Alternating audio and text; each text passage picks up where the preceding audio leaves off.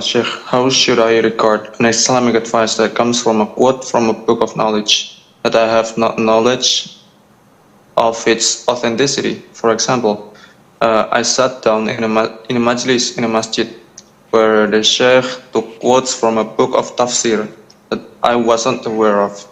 I didn't know if I should fully trust the words spoken by this da'i because I'm not proficient in tafsir. A layman must not follow except his own sheikh. So we have hundreds of da'is, scholars, sheikhs, and one says right, the other says left, and the third one says either way, and the fourth one say, well, it's everywhere, and the fifth one says, well, you have to ask your heart, and whatever your heart tells you, you have to follow. I am confused. I'm totally confused. Who should I follow? This is why a layman, someone who's not well articulate, not well educated, someone who does not know how to differentiate between this or that, between wrong and right, must follow his sheikh. He must look for one individual whom he trusts his knowledge, he trusts his religious practice, he trusts his consistency. The other scholars praised him and said, well, for the past X number of years, the guy was consistent, he follows the Quran and the Sunnah. Someone is known, not necessarily someone who's famous on Instagram or on TikTok. I get a lot of people coming and asking me about a particular individual, Tom, Dick, or Harry. And they say, what do you think of the Sheikh? I said, who's the Sheikh? I said, well, I don't know. He comes, he has like 5-10 seconds clip, and all what he says, oh, Sheikh, what do you think of Sheikh so-and-so? And he says, oh, no, Sheikh so-and-so is not credible. Sheikh so-and-so is this, Sheikh so-and-so, and he discredits all scholars and all da'is and all students of knowledge. So I said, okay, but who is he? He said, no, I don't know. Okay, what is he? He's no one. So I said, how dare you go to someone who is no one and listen to him? Likewise, Aska, you cannot go to a masjid and listen to someone you don't know, you don't have any knowledge of his religious commitment, of his etiquette, of his akhlaq, of his piety, and learn from him, only to discover after a year or two that he sits in Indonesia, for example, with other scholars holding the guitar and singing. Duh. Last week you were preaching us in tafsir. Now you're singing using a guitar. Maybe you'll go to Indonesia, got talent. You never know. You must follow those whom we are ordered to take religion from. Like Ibn Sirin said, may Allah have mercy on his soul, this knowledge is religion. So know who you're taking your religion from. What I want to ask is that there are several scholars on the internet nowadays. So how do we identify the scholars that are upon the truth that we can actually listen to and follow? This is something that you have to do your research, Akhi Muhammad. First of all, the scholar you found on the internet has to be a reputable scholar, a well-known scholar, to other scholars. He must not be controversial.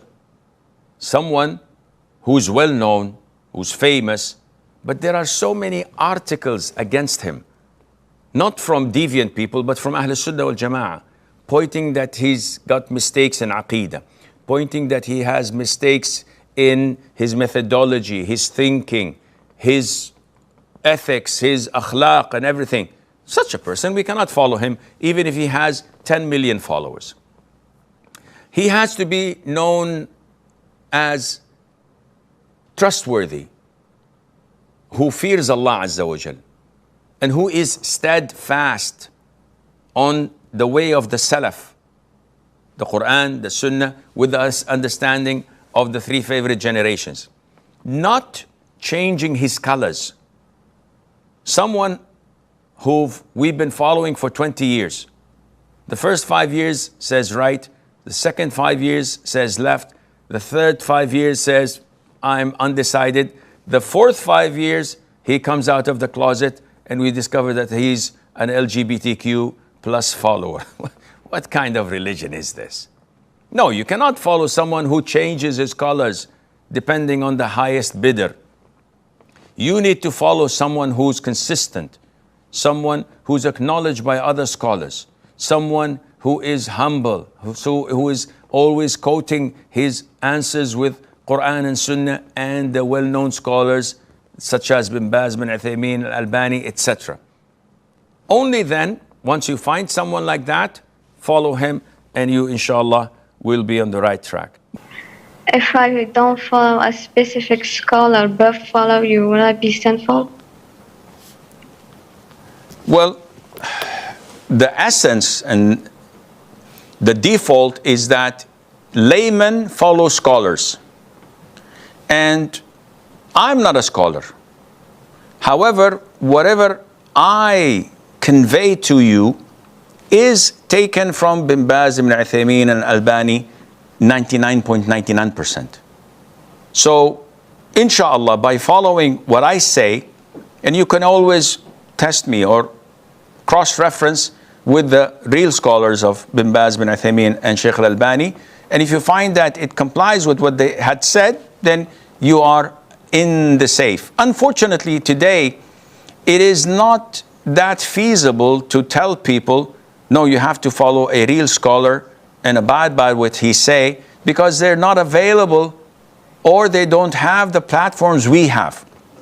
Allah Azza wa Jal has blessed us and tested us with social media, with these TV programs, with being a celebrity, people calling us for conferences and lectures.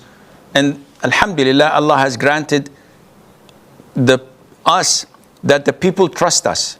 So it's a huge responsibility. I always say that I'm not a scholar, don't follow me. But people keep on coming and saying, Sheikh, we can't get hold of anyone else. In this case, I would say due to necessity, yes, you will not be sinful with the grace of Allah.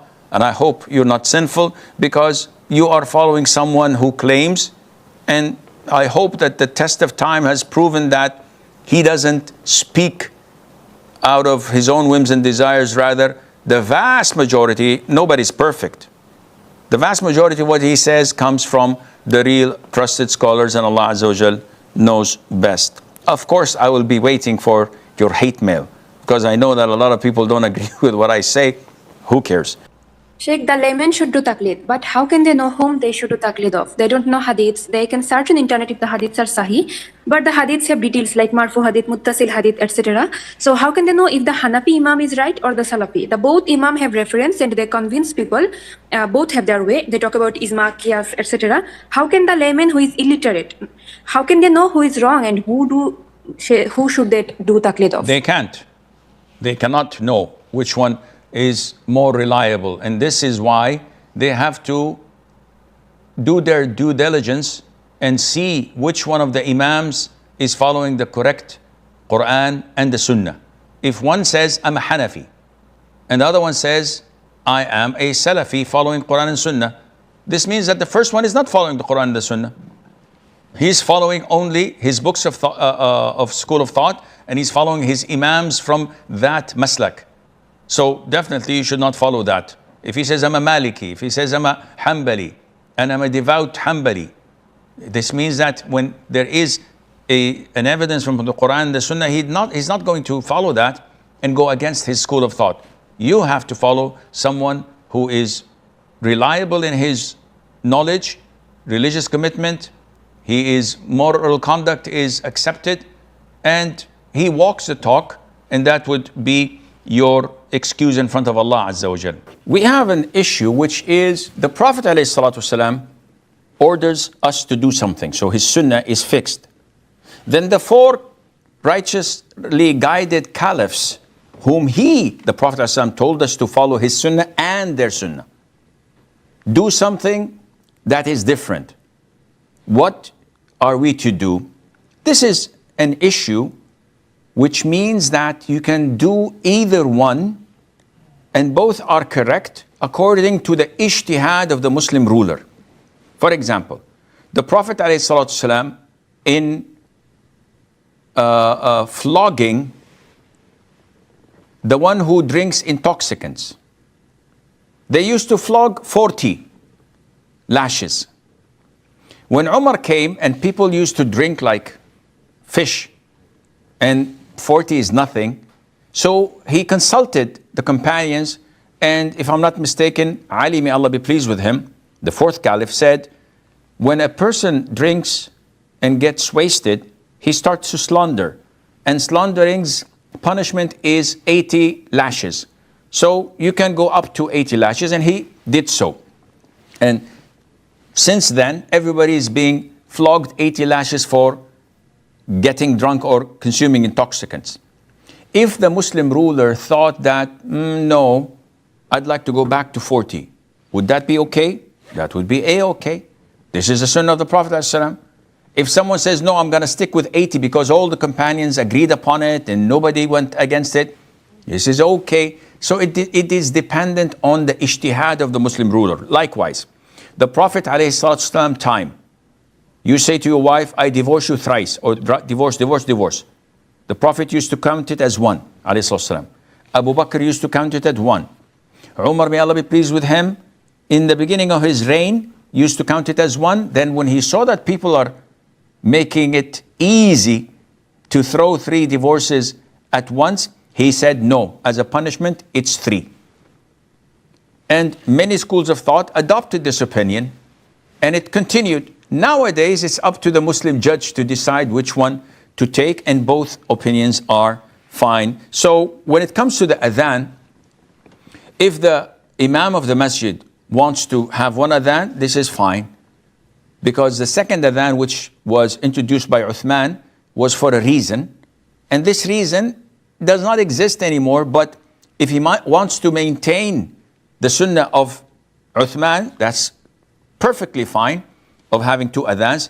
And if he wants to let that or limit that to 1 adhan, this is also fine, and there's no reason to fight over it.